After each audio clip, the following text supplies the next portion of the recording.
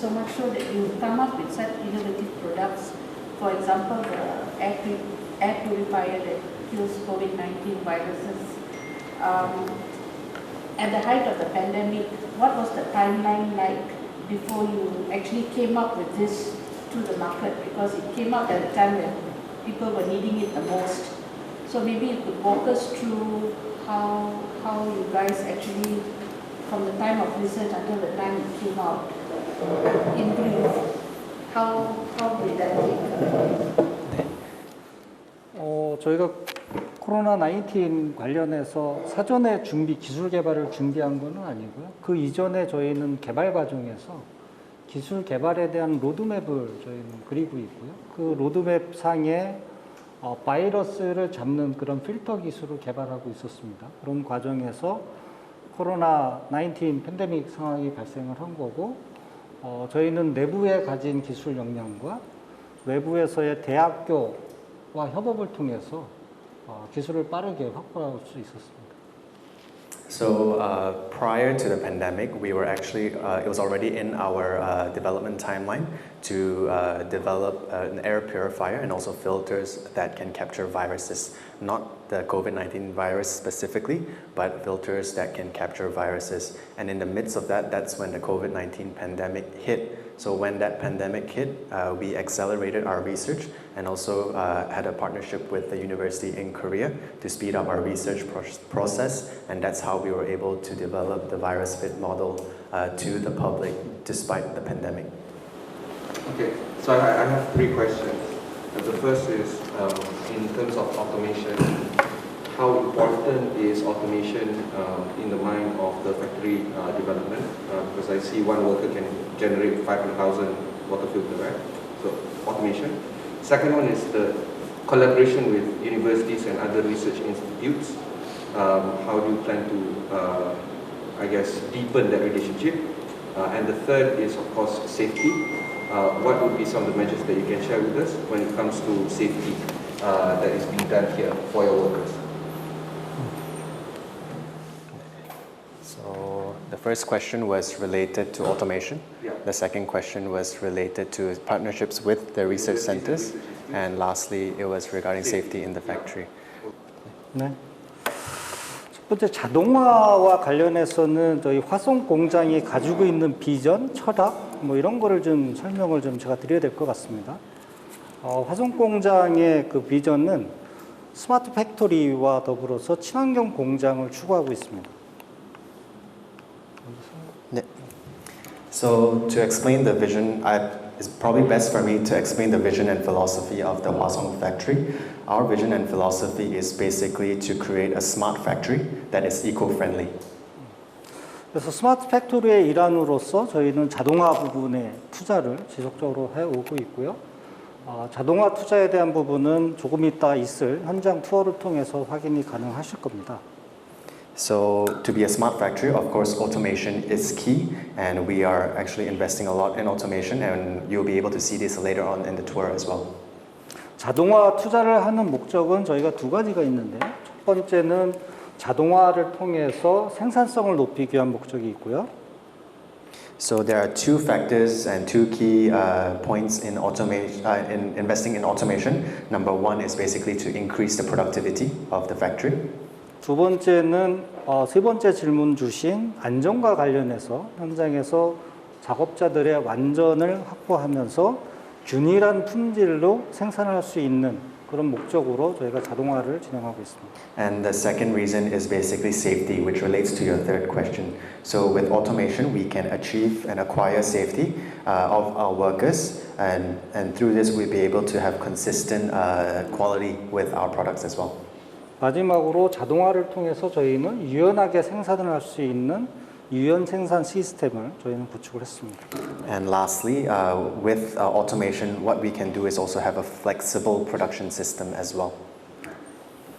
두 번째 바이러스 핏과 관련해서는 저희가 지속적으로 내부적으로 기술에 대한 부분을 R&D 하면서 동시에 CMD라고 하는 외부의 협력기관, 예를 들면 대학교가 될 수도 있고요. 기술 개발을 전문적으로 하는 연구소가 될 수도 있고요.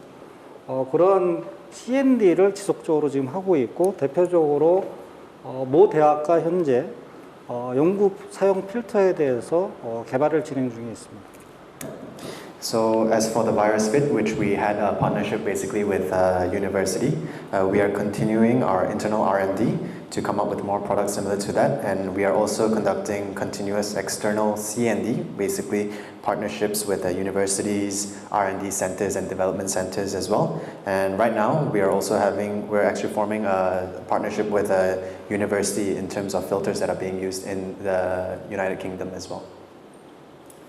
마지막으로 이제 안전과 관련해서 질문을 주셨는데요.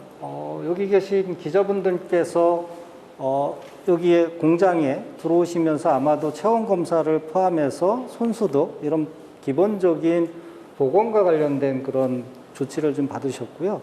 조금 있다가 So as for safety, I'm sure you guys saw on your way in today to the Happy Lounge, you had to do a temperature check and also hand sanitization, and that's just the basics. 조금 있다가 이제 라인 투어를 하시게 될 건데요. 라인 투어를 하시게 되면 저희 SHE 팀, 세이프티, 그다음에 헬스, 인바이러먼트를 관여하는 그 팀에서 라인 투어를 안내할 것입니다. 그리고 So later on during your line tour will be guided by our SHE team, the Safety, Health and Environment team. 공장에서는 안전, 환경, 보건에 대해서 무엇보다 중요하다고 생각하기 때문에 그러한 역할을 수행하기 위해서 공장장 직속으로 그 팀을 만들어서 안전 중심의 생산을 할 수 있는 그런 공장으로 지금 경영 활동을 하고 있습니다. So the priority of the Hwasong factory is to create a safe working environment for our staffs, and that is why you saw earlier in the organization chart, the SHE team is directly under the vice president, and that tells you the importance of safe production in this factory.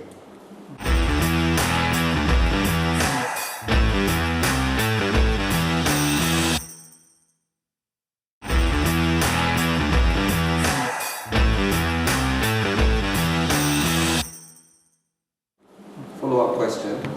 How secretive is the R&D team and in protecting your IP? How would you see that as an industrial secret level kind of situation? R&D 센터에서 가장 중요한 것 중에 하나가 이제 정보 관리, 보안에 대한 부분이 가장 중요하다고 보여지고요. So one of the key things with any R&D center is basically security of our information. R&D에 있어서 무작위로 저희가 기술을 개발하는 것이 아니고 저희는 계획에 의거해서 이제 기술 개발을 진행합니다. 그러한 것들이 테크놀로지 로드맵이라는 TRM이라는 그런 기술 개발 로드맵에 의해서 저희가 기술 개발을 시작하는데요. So our research and development is not instinctive. It's actually we do it through a roadmap, through a product roadmap, and through a technology roadmap as well. 그 TRM에 접근할 수 있는 권한에 대해서는 각 실장이나 해당하는 팀장, 해당하는 담당 구성원 외에는 정보를 접근할 수 없는 그런 프로세스로 저희가 운영 중에 있고요. And this technology information related to our technology through our R&D is actually in a system, our TRM system, our technology roadmap system. And the people that have access to this TRM system are only the relevant board of director, the relevant team leader, and the relevant staffs. 오늘 방문하시게 될 실험실에 대해서는 철저하게 외부인의 출입을 통제하고 있습니다. 그래서 실험실에 들어가기 위해서는 이와 같은 네임택이 필요하고요. 보안 카드가. 이 보안 카드가 없으면 실험실에 들어가실 수가 없습니다. So the R&D center actually has a restricted access even within the factory as well. So for you to enter the R&D center, you need basically an entry pass that Mr. Hak Jin Yoon showed earlier, and that is why we are actually limiting access to our R&D center. I thought it was your necklace. A beautiful necklace. 목걸이인 줄 알았었다고. 네. Yep. So two questions. What drives your innovations? And number two, what lifestyle solutions or innovations would you most like to put out there in the market if you don't have any budget constraints or time constraints that you haven't already put out? 저희 혁신의 원동력은 고객의 불편한 점, 즉 페인 포인트에 대해서 끊임없이 연구하고 고민한다는 것입니다. So basically, the driving force behind our innovation is customers' inconvenience and their pain points. That is the key in our research and finding out what's their pain points. 고객의 페인 포인트를 저희는 마케팅의 PM과 더불어서 공장의 개발자들이 항상 시장에 대해서 분석하고 조사하고 또 고객의 불편한 점들을 우리가 어떤 기술을 통해서 해결해 줄 수 있는지에 대해서 끊임없는 논의 과정이 있습니다. So together with the product managers in the marketing team and along with our factory researchers, we are conducting continuous market research to find out what are the pain points of our customers, and we are constantly thinking about how and what technology can resolve their pain points. 그래서 그러한 논의 과정을 통해서 고객의 페인 포인트를 해결하기 위한 기술을 정의를 하고 그 기술을 개발하기 위한 마일스톤을 작성하게 되고 거기에 인적 리소스와 더불어서 투자에 대한 리소스를 투입을 하고 있습니다. So once we find out what exactly their pain points are, we define what technology is required to resolve that pain point, and then we set up our milestone on exactly the timeline on what we have to achieve, and we invest the resources required to develop that technology to resolve that pain point. 그래서 저희가 이제 다음 주부터 기술 개발에 대한 로드맵 관련해서 이제 내부적으로 대표이사를 포함한 경영진들이 이제 보고를 받을 거고요. 혁신 기술에 대해서는 좀 저희가 오픈하기 힘들기 때문에 그거는 다음에 기회가 되면 저희가 정보 제공을 할 수 있도록 이렇게 하겠습니다. So actually next week we have a technology development roadmap session that will be reported to all the board of directors in SK Magic, inclusive of Mr. Yoon, the CEO of SK Magic, and that's where we'll be seeing a lot of the new technology advancements that will be proposed by our researchers. However, we will not be able to share much details with you today.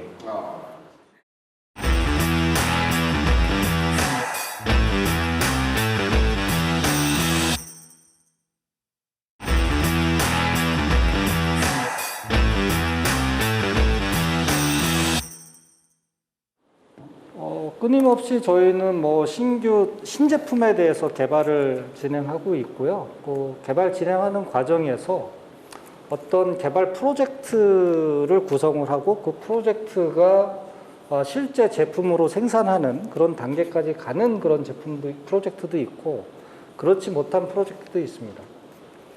So we are continuously working on launching new products. However, there are times when we are able to go all the way into production of those new products, but also there are many times where it does not reach the production stage.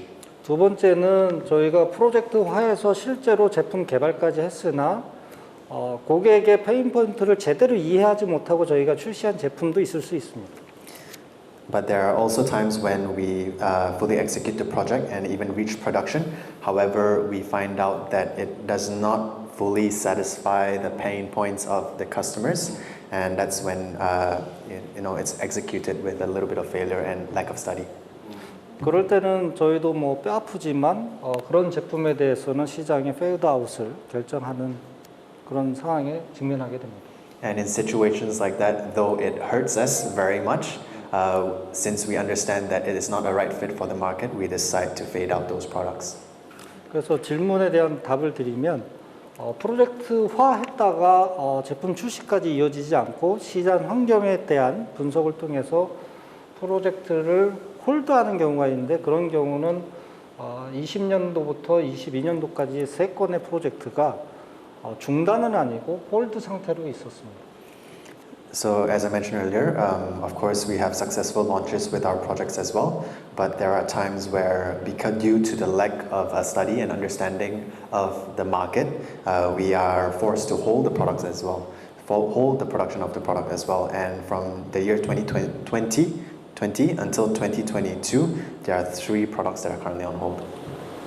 You mentioned lack of study, right, that contributes to possibly flipping of coming up. So how long do you need? Do you have like focus groups? I mean, what do you do?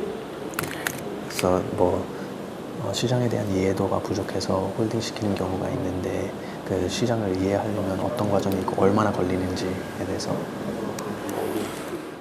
저희가 이제 프로젝트를 홀드하는 경우는 과거 사례를 보면 시장에 대한 이해도라기보다는 시장에 대한 진입 시기에 대한 문제였습니다.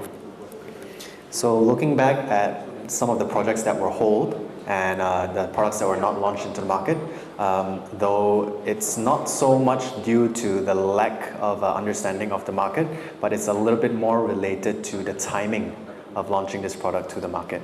시장에 새롭게 진입하기 위해서는 가장 크게 고려하는 요소가 2가지가 있는데요. 첫 번째는 시장의 사이즈이고 두 번째는 시장의 성장성입니다. 시장의 사이즈하고 두 번째 성장성. So there are 2 factors, key factors when launching a product into the market. Number 1 is the market size and number 2 is the market growth. 그러한 점을 고려해서 저희는 시기적으로 시장의 사이즈나 성장성을 고려해 봤을 때 프로젝트가 계속해서 진행되는 것이 현 시점에서는 적절치 않다는 그런 판단을 했던 겁니다. So considering those 2 factors in market size and market growth, we make the judgment that it is not the right time to launch that product and introduce that product into the market. What's the failure rate? Success rate? 그래서 프로젝트를 진행을 하면 몇 프로가 성공을 하고 몇 퍼센트가 홀딩 시키는지. 퍼센트로 제가 환산을 안 해봤는데요. 대략 올해 22년도 기준에서 저희가 약 70개 정도의 프로젝트가 진행이 되고요. 올해 70개 프로젝트 중에 아직까지는 중단된 프로젝트는 없습니다. So I've not done the calculations, but if we were to talk about year 2022, this year, we have 70 projects ongoing, and out of the 70 projects, we don't have any that are on hold at the moment. Do you all do, like when you come up with a new product, like, do you all test it on focus groups and things like that to see how customers would potentially react to such products? Are there such a thing as focus groups? So when we develop a product, we actually conduct a field test through a focus group, and that focus group is actually internal within our organization. And through the development, we also do FGV market research as well, and that is a process that we are taking right now. So the 70 projects that you were talking about, was it that you're looking at 70 products or what is it?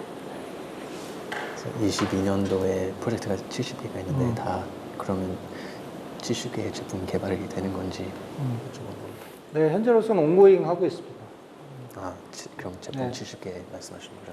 So yep, the 70 projects mean 70 products. That you're working on That's right. to develop and produce? That's right. 70개가 메이저 체인지가 아니고 메이저 체인지가 되는 거는 뭐 한 10개 내외 그리고 한 60개 정도는 마이너 체인지 모델들이기 때문에 프로젝트 수는 그렇게 많습니다.